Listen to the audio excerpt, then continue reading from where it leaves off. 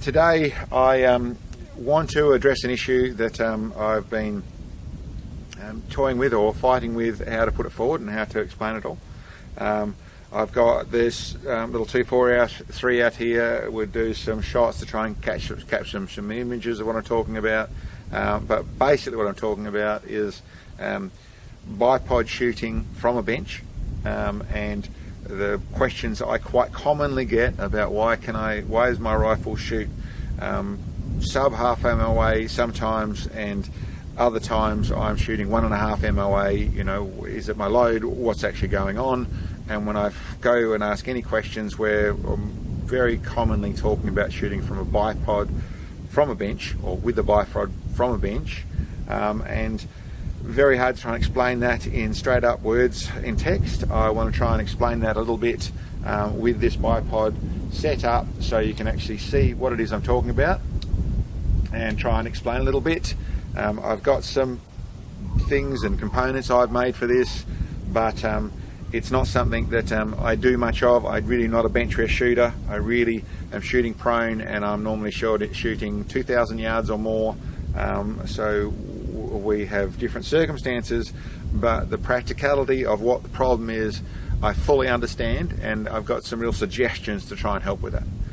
It also recently, what prompted me to take this next step, is I noticed there was a small conversation, or there's a little bit of, with a couple of channels talking about the difference between prone shooting and bench rest shooting in a way of muzzle velocity.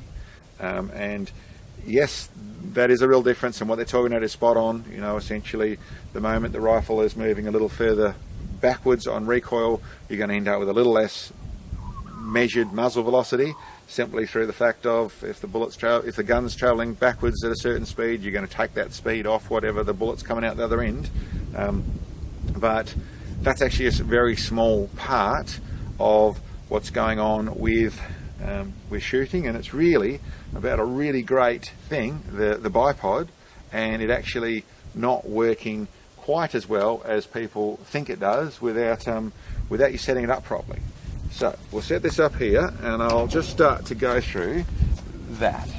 The likes of bipod shooting is it's something that's developed over the years.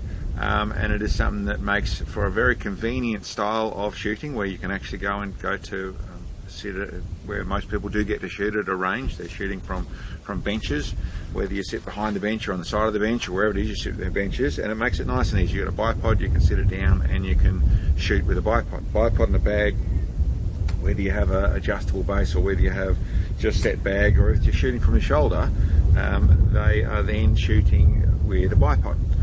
It seems nice and simple. The truth of it is that a bipod doesn't function properly. It isn't a precision instrument until you use it correctly, and I should qualify that as well.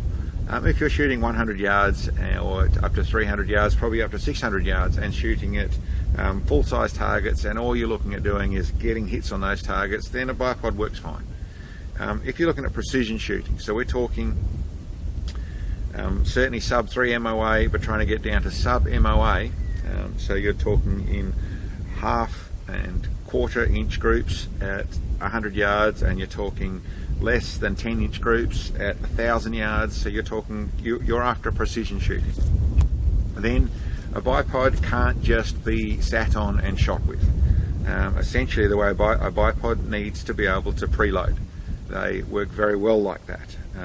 And in comparison to something like bag shooting, where you're actually shooting off a bag with the different forms of disciplines that shoot off bags, you'll find that there's a place that also goes wrong for a lot of people. And what I'm talking about there is that essentially, if your rifle is not set up to function properly on a bag situation, even though you see it all the time, you see people testing the accuracy of a rifle, where they're taking a hunting rifle, and then to see how accurate the rifle really is, they put it in an adjustable where you've got your proper bed up the front, you put your rifle in there, you've run it in a bag front and rear, and then that's going to really tell you how accurate the rifle is. The truth of it is, unless the rifle is designed to do that, it is also going to do the wrong thing, and you'll see the people who talk about a rifle being, it shoots 1.5 MOA. But because the honest call is, yes, in that format, that's all it's going to shoot. But almost always, if you take that action out, if you did the right things to it, to adjust it to suit properly what it's set on, you'll find it'll shoot better. There's very few rifles that shoot actually that poorly. So without getting too much more complicated in that, I want to talk about how to use a bipod properly. When you take a bipod and sit it on like this, this is a truck body, it's a steel floor, it's actually got a little bit of grip in it, so it's probably a little better in some forms than some of the benches you'll sit on. Concrete benches, masonite benches, wood benches and things like that, where there's really no grip for a bipod. And you can see very clearly that when I try and preload this rifle forward, you'll see there is movement. I actually get a little tiny bit of preload on that rifle, which is enough for the average person. They feel themselves loading up on the rifle and they get that load. Okay, that's enough. It feels like enough. It's not enough. It's not by any means enough. And it's not so much about the amount of pressure you can put here, it's about the amount of stability those feet have got. Now I want to watch carefully as I move this thing backwards and forwards. You'll see I'm just moving this just gently backwards and forwards, and you can see it's actually rolling and moving. These got little lumps, so it's jumping. But what we're actually talking about in the harmonics of a rifle, in the setting up of a rifle, in the way of shooting of a rifle, is we want to have completely constant pressure on our shoulder across the rifle, so that essentially we always get the same amount of recoil when it shoots. So we want to have a set pressure going on there. Next thing we want to have is, ideally, when to make a bipod shoot correctly, we do not want the feet to move during the shot.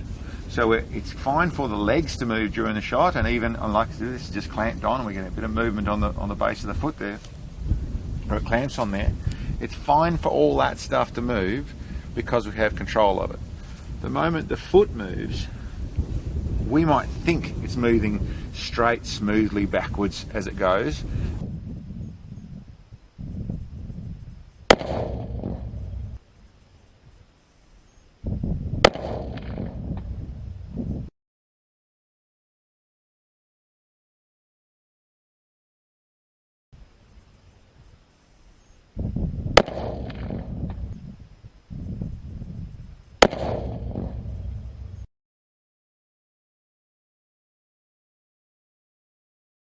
But that only needs to bounce by thou, and I'm talking, half a millimetre. I'm talking 20 thou, 10 thou, 5 thou of actual vibration through this foot is going to be directly transferred into the barrel.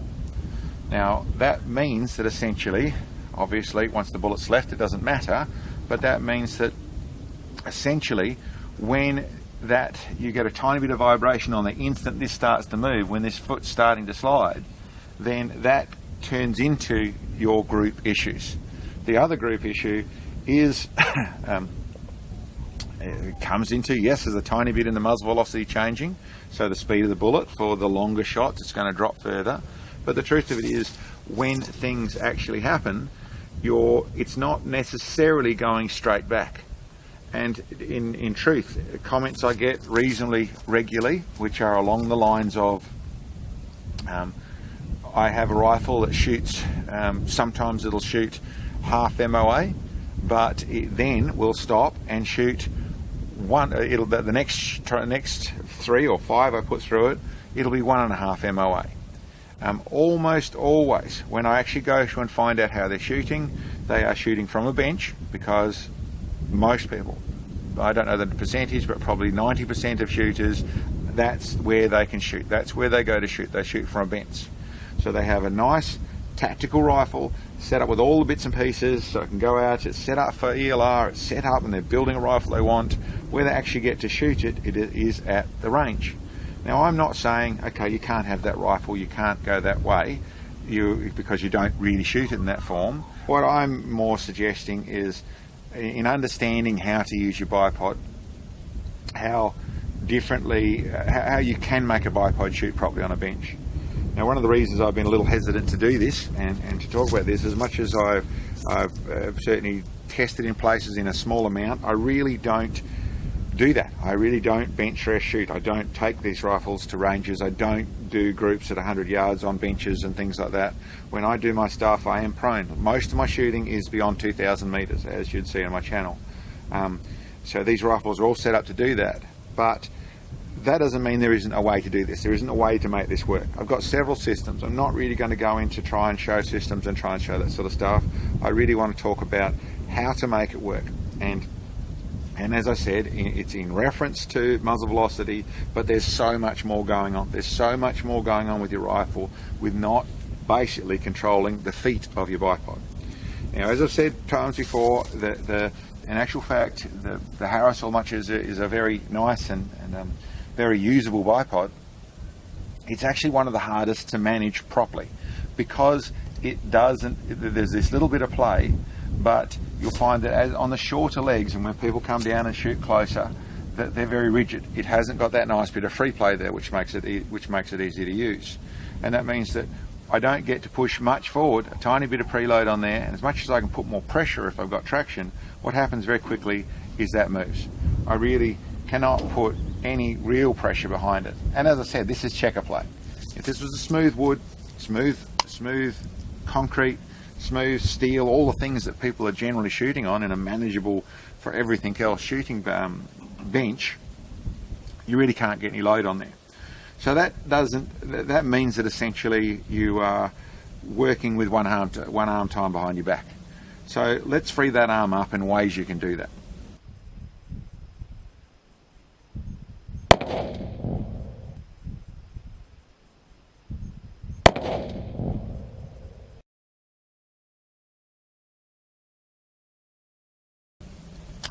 There simply needs to be some form of ability to make those feet sit still.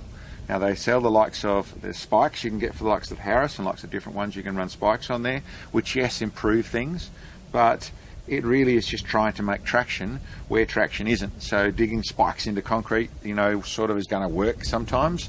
It's not really going to work on steel. So I look at it a different way.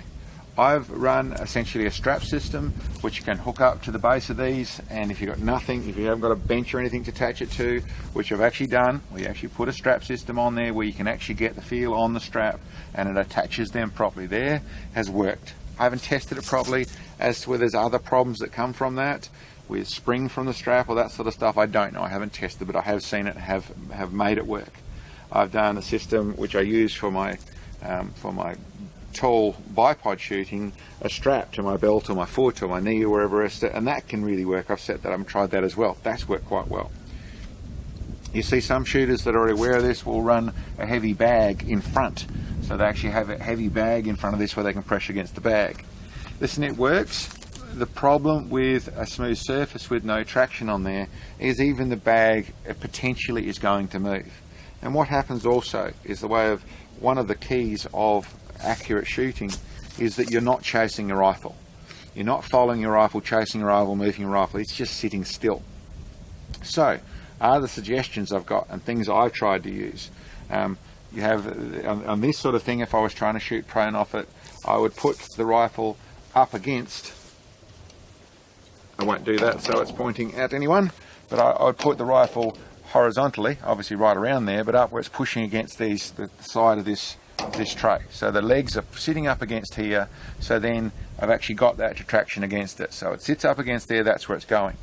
Not an ideal system, because the other thing that's super important, and a point I should address as well, some bipods like the Atlas have the ability for this to twist, to rotate around, which at 100 yards, 200 yards, 300 yards, probably even 500 yards, being able to rotate on your bipod and being able to shoot at things in closer range going at larger targets, yes, there's some merit to it.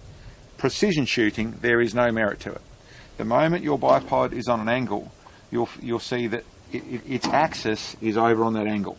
So then all of a sudden, if you've got your bipod twisted and you're trying to shoot precision, you're going to open up half to 1 MOA via the fact that your bipod is twisted.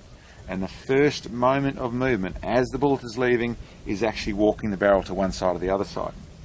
So the same as if you're putting against the bench, something like this, you'd have to make sure this is dead square to your target. So the way I've suggested and thoughts I've had of that along those lines is as simple as a G-clamp at the end of the bench, which is just sitting down in the middle, a piece of board up alongside that, and then you can actually push up against that where it is centering to where your rifle's pushing from. And once again, you're getting traction. Now, you can obviously, with the strap system going to either leg, you can actually zero that to where it's actually pushing straight from where you're pulling from. That's why I like them running on the hip. But there is a lot of different ways of doing this.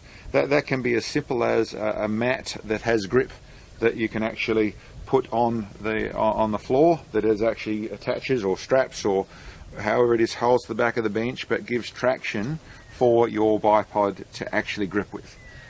The way I do it, like I said, where they work and where they really work for precision shooting is to get them on the ground where they can dig into the ground. And in truth, in something low recoiling, these rubber feet work. All my big bipod feet all have grips on the bottom of them.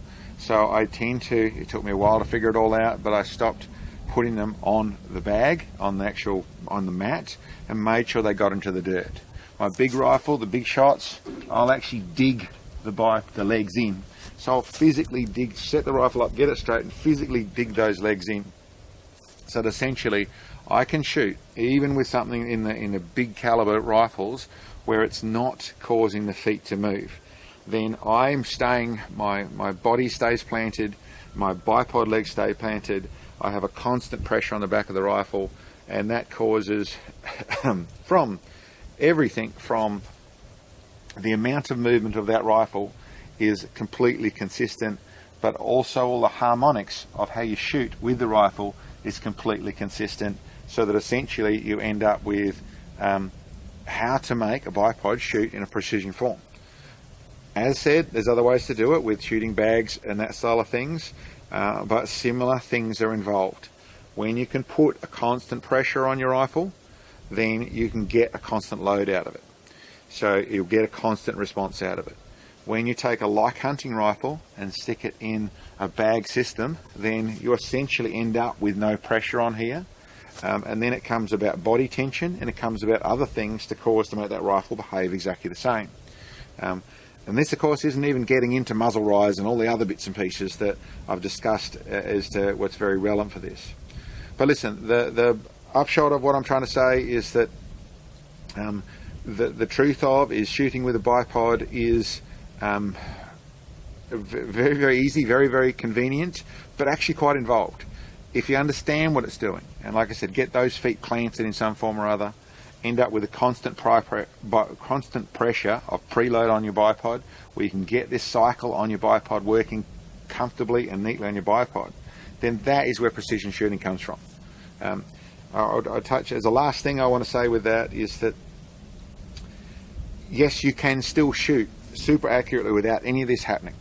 The truth of it is, there's rifles and people will say, well, listen, no, I've had my rifle out and it shot 8 MOA and I didn't do any of that, I was just shooting from the bench. And listen, there's a few things that'll let that happen.